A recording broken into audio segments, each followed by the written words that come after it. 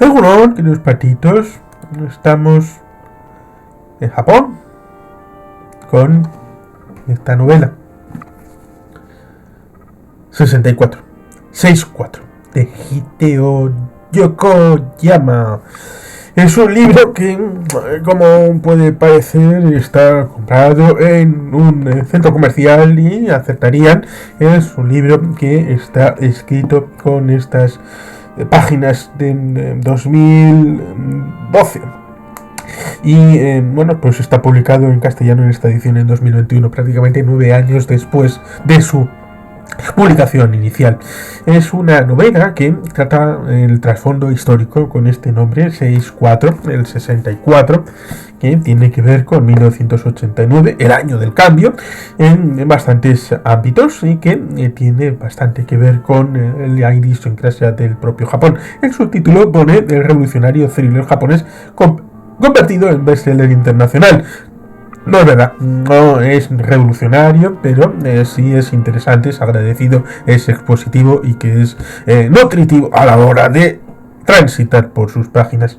El personaje principal, que es el inspector, antiguamente inspector Yoshinobu Mikami, que ahora es jefe de prensa, tenemos el caso 6-4 como trasfondo, pero hay varias circunstancias. Circunscribe el caso 6-4 a un secuestro con víctima, una jovencita que muere, que pues evidentemente es un caso que no solamente es insatisfactorio, sino que tiene deficiencias en la tramitación del propio caso a través de la policía. El protagonista, el inspector, que en aquel caso en 1989 estuvo metido en el asunto,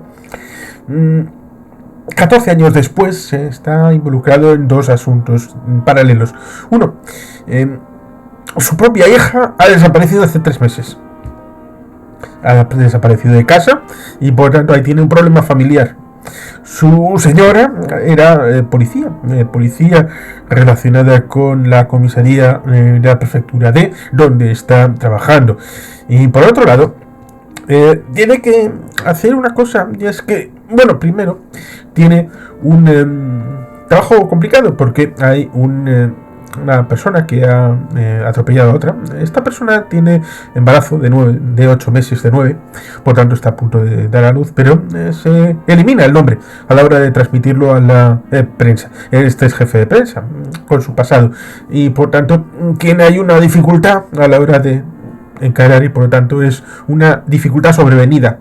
Es decir, nos exploran esta situación primero poniendo el obstáculo y después teniendo que tejer esas alianzas entre la población a través de los medios de comunicación y con la policía, que está hecha para salvaguardar. Aquí evidentemente nos trasladamos a ciertos guetos de Estados Unidos en donde piensan que la policía es un sistema de ocupación. Por ejemplo, pensamos en Blue Bloods, esta serie del siglo XXI con Tom Selleck, y que a veces algún capítulo trata de este elemento de la policía como prácticamente fuerzas de ocupación en la Nueva York actual. Y ahí, sin llegar a este asunto, en un momento dado la prensa, en reunión con uno de los subordinados de este jefe de prensa, dice que la policía es un mal menor. Es como una situación que molesta, pero hemos acordado que tiene que estar ahí. Recordemos el pasado del propio Japón con los shoguns, el emperador, los ninjas, pero también los samuráis, los ronins, como conceptos de un país que hasta 1853 estuvo encerrado en sí mismo durante 2 siglos. Y por tanto, la propia idiosincrasia de Japón está permeada detrás de esta circunstancia en el libro, cosa que evidentemente uno ha de tener la fineza de haberlo leído antes para poder entender hasta sus últimas circunstancias, lo cual no quiere decir que yo sea el más indicado para explicar el tema de Japón. Ya tuvimos un conversatorio hace no mucho con el amigo y vecino Toru Kanari acerca de Japón y sus circunstancias, y por supuesto hemos leído algún que otro libro y novela del ámbito japonés últimamente, lo cual bueno, pues es interesante y nutritivo a la hora de enfocar lo que de cultura sale del país del sol naciente. Por tanto, ahí tenemos esa situación en donde ya hay una exposición de conflictividad entre la policía y los medios de comunicación que tienen el club de prensa, y que luego surge la idea de que que el comisionado va a venir de Tokio y va a visitar la situación del caso 6-4. Va a ir con el pariente superviviente porque no sabían que había muerto la señora de Amamiya, que es el padre de la criatura que lamentablemente falleció.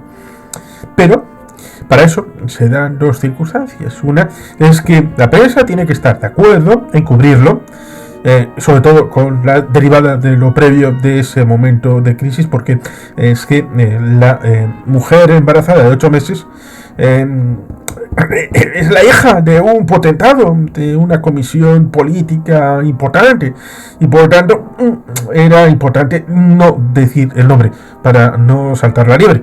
Problema que al de 48 horas el muchacho al que atropelló fallece, por tanto ahí el asunto se complica.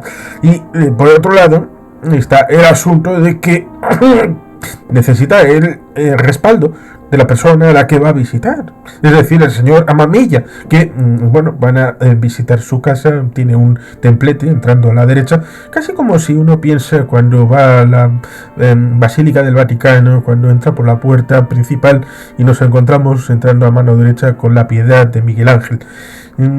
Algo así, pero en versión más íntima. Está el altar estilo oriental de la hija fallecida, y al lado pues también la mujer que ya no está. Necesita el comisionado desde Tokio hacer una ofrenda de flores y de incienso, y después al salir hacer unas declaraciones en principio rutinarias en frente de la casa de Amamiya.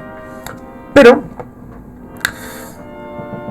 eso denota un pequeño elemento, y es que Amamiya no quiere recibir a la policía, no quiere recibir al comisionado.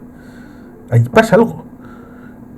El protagonista se empieza a pensar: ¿por qué no quiere que la policía venga a hacer una ofrenda? Eso sí, una ofrenda 14 años después. Y empieza a haber disfunciones que empiezan a salir, chisporroteos que están detrás de esta circunstancia que tiene ramificaciones, porque dentro de la propia policía hay una distribución binaria, en donde tenemos a los administrativos y tenemos a los de investigación criminal, como dos partes que se distribuyen el poder y el control. Un trasfondo, en una marejada de fondo que tenemos respecto al poder dentro de la institución policial. Los que son chupatintas y que simple y llanamente están allí para levantar testimonios y para controlar la relación con la sociedad y la prensa y tener el poder, digamos que son policías de nombre. Solamente tienen el grado de policía porque tienen un uniforme y porque han sido nombrados, pero trabajo policial de verdad es patear la calle, buscar criminales, detener a gente que mata, hacer cribados, hacer todas estas cosas de labor policial de verdad.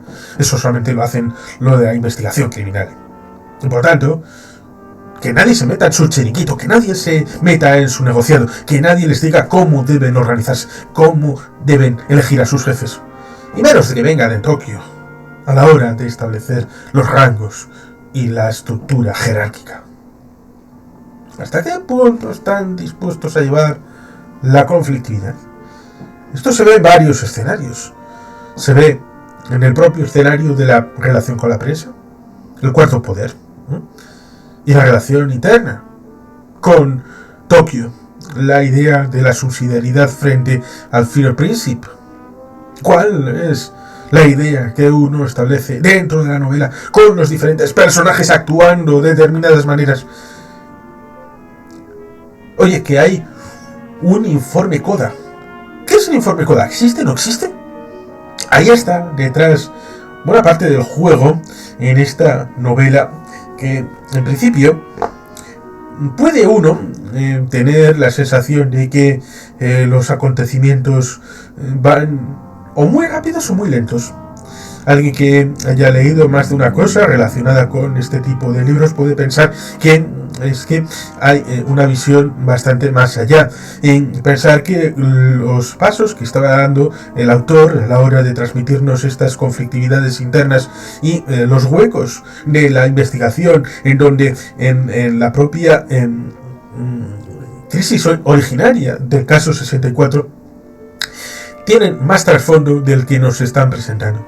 Ciertamente, cuando uno va por la mitad del libro, siente la sensación de que igual el caso que tiene el propio protagonista, como el caso 64, como el que se presentará cuando esté en el mismo día de la posible investigación del comisionado, digo bien, investigación respecto a lo que está pasando con Amamiya y la declaración que quiere hacer, que no es tan inocua como pudiera pensarse, pues uno piensa que este triunvirato tiene alguna relación entre todo ello y que esa solución, en las últimas 150 páginas habrá una resolución en cierto sentido. Pero no podemos olvidar un pequeño detalle, y es que después de este libro 6.4 hay otros dos ligados a la idea de la prefectura D, y por tanto el autor comenzó aquí un camino que luego transitó en otras dos novelas, que no sé bien si es con el asunto de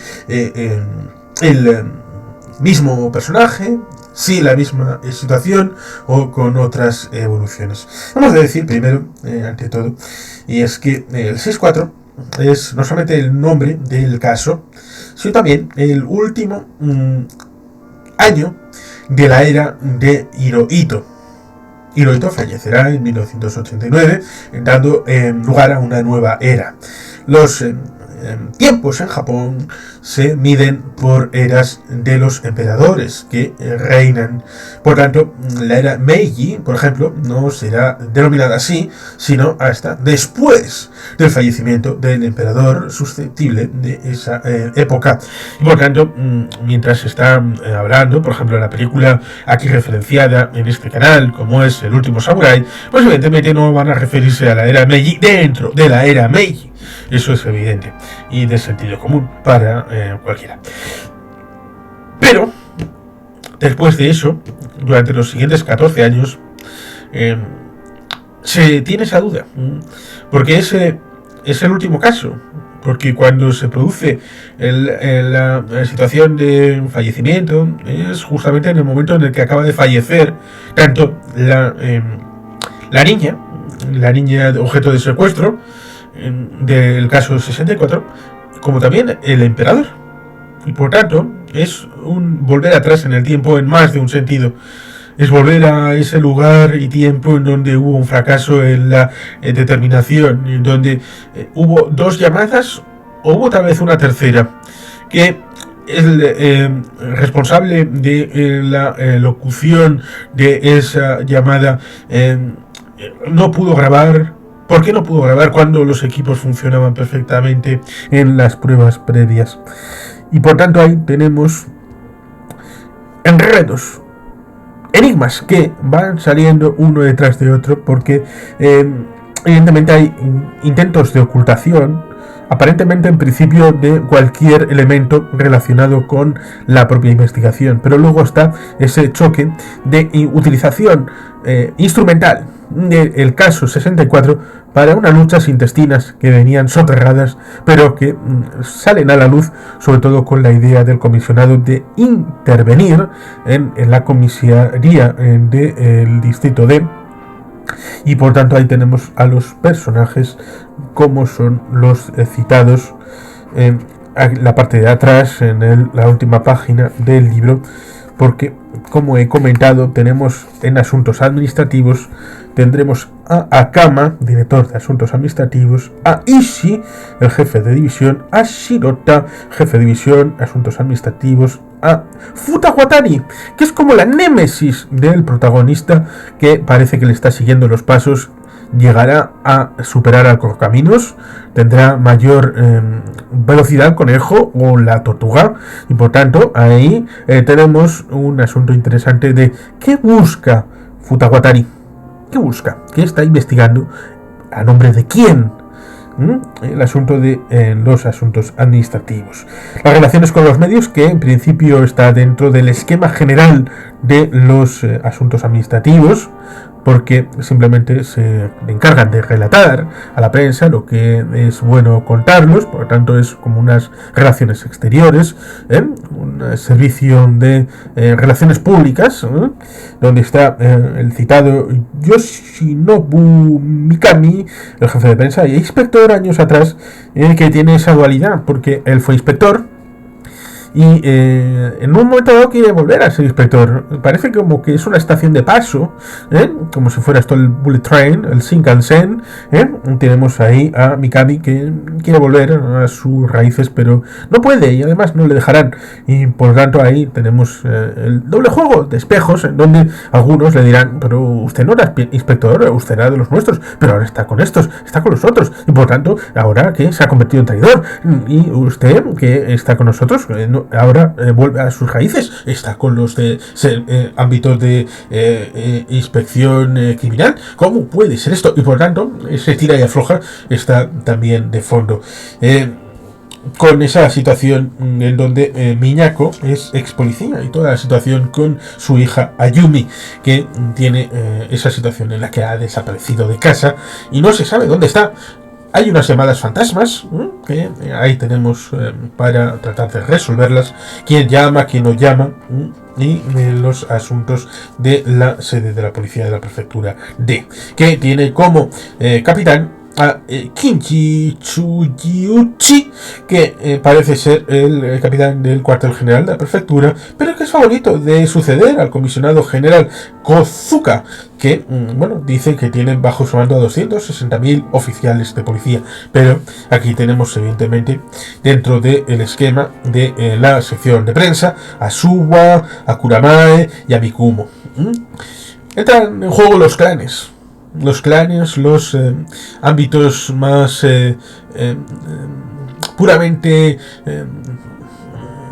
atávicos, el ámbito más tribal, ¿no? Tribal dentro de un esquema general de la policía, como si fueran todos iguales, pero dentro de la propia policía y nosotros y ellos. Hay un juego de las tribus, valga la redundancia, dentro del esquema policial. Y por tanto, ese juego de con quién estás, de quién tiene el poder, llega a un momento en el que, recordando, por ejemplo, la serie Los Hombres de Harrelson, en uno de los capítulos, en donde hay una incidencia de una huelga general superior a la comisaría, el jefe Harrelson les dice a los miembros de la comisaría: nosotros no podemos hacer huelga. ¿Por qué? Porque los malos no hacen huelga.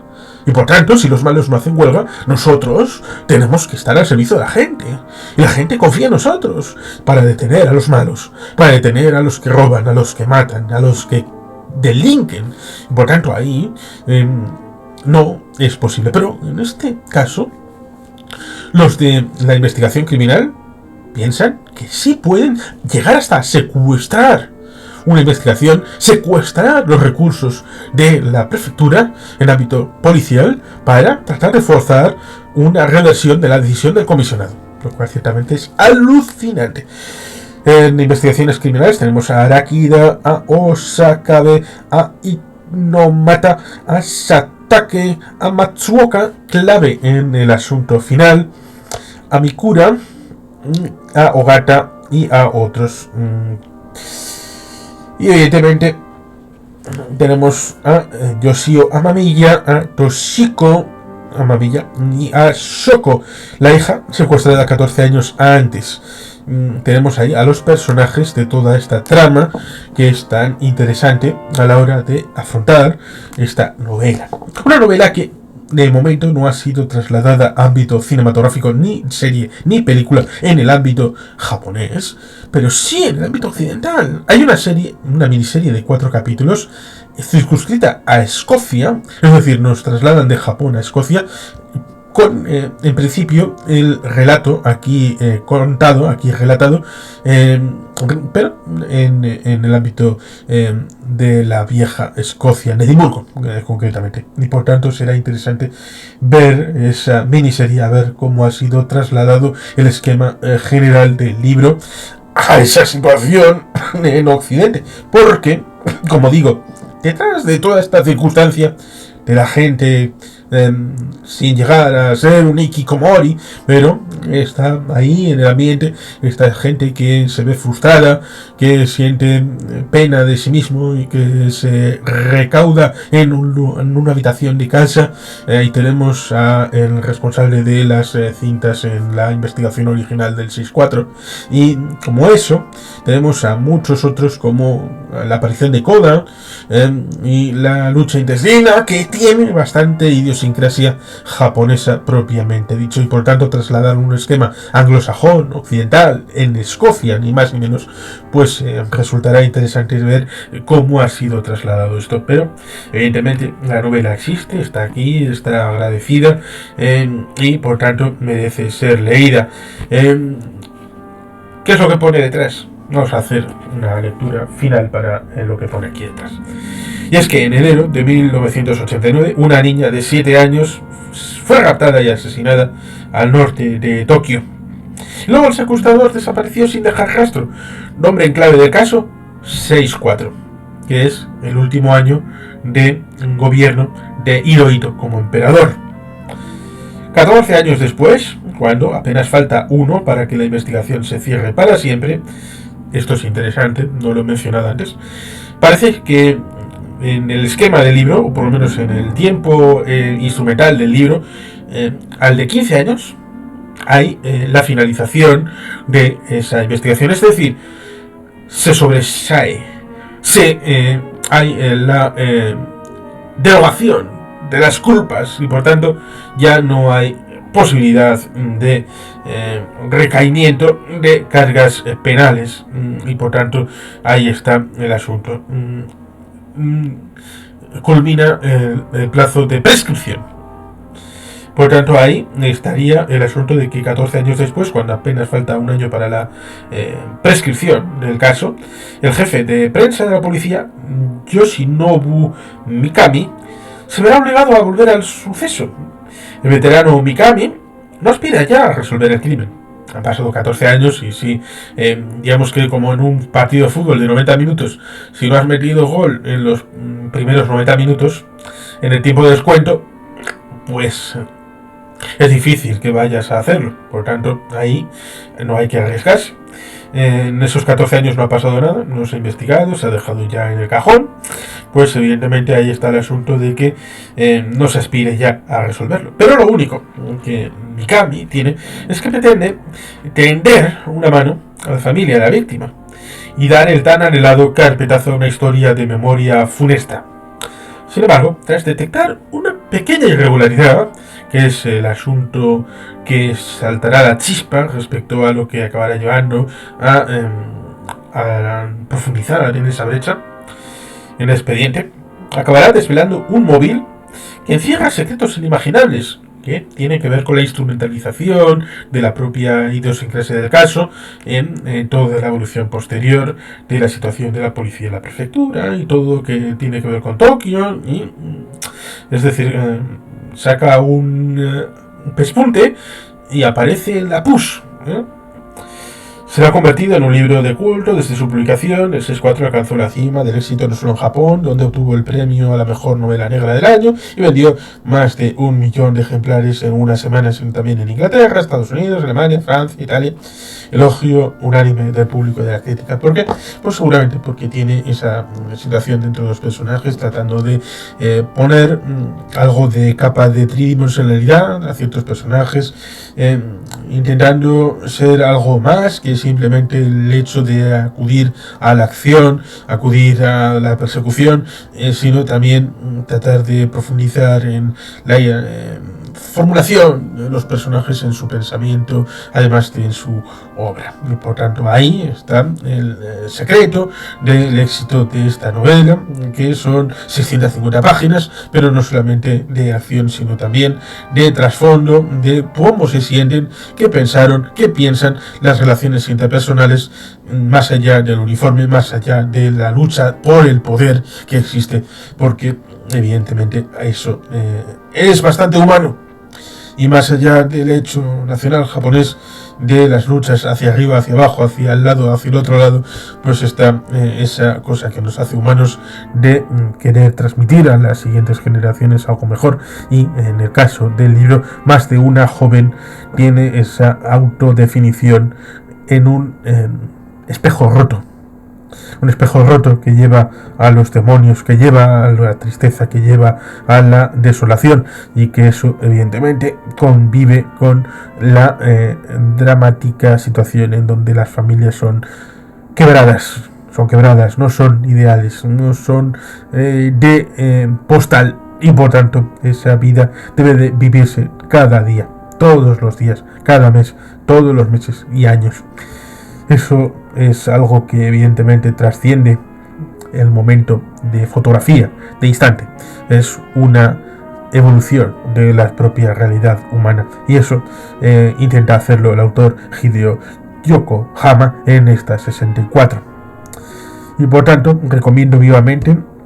Intentaré ver la miniserie de 4 capítulos, a ver cómo lo han transmitido.